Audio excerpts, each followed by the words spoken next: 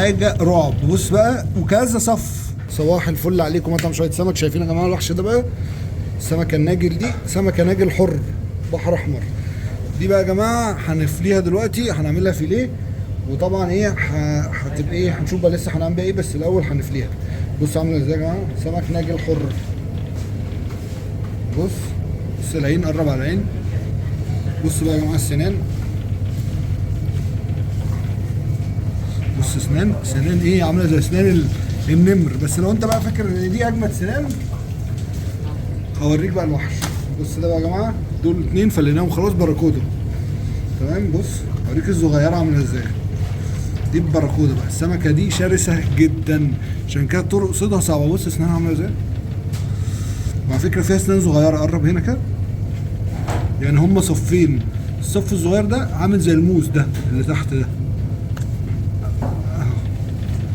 وفي بقى اللي فوق الكبير. بص بقى الكبيره بتاعتها عامله ازاي.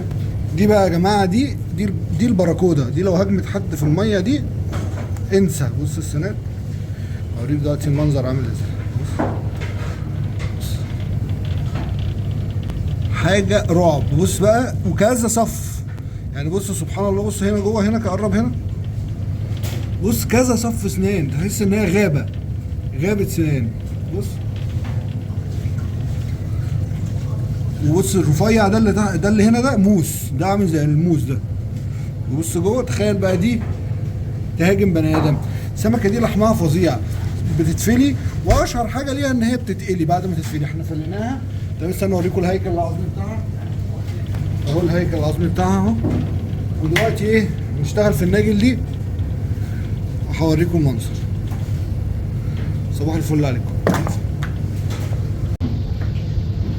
ايه يا جماعه زي ما انتم شايفين. بصوا الجمال، بصوا الجمال.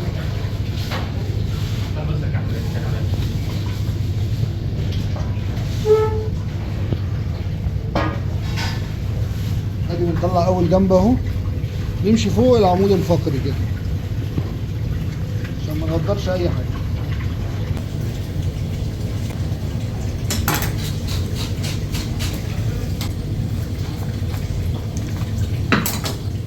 كده يا جماعه اهو الجنب اهو الفيليه.